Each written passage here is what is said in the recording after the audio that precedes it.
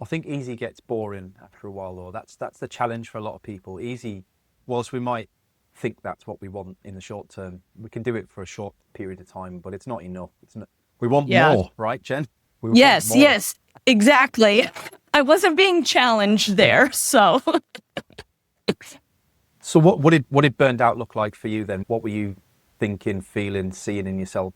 just knowing that I had to make a change. Like your intuition and your gut are so powerful and you have to listen to it. So I think I just felt it.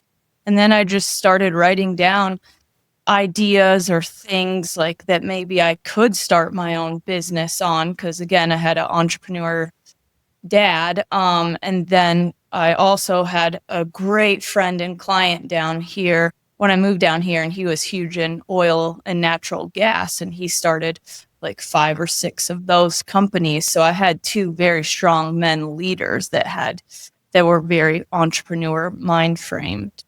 So I knew I was always gonna do something of my own, but I don't think it really connected until I started sitting down with all of those contacts that I made from the golf tournaments, where I saw that commonality of no one having enough time, everyone overwhelmed and stressed. Like none of my ideas that I wrote down on paper to start my own business were that.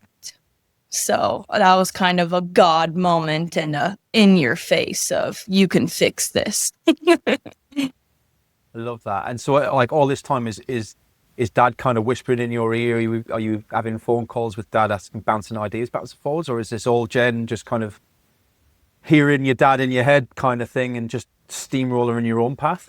How does it work?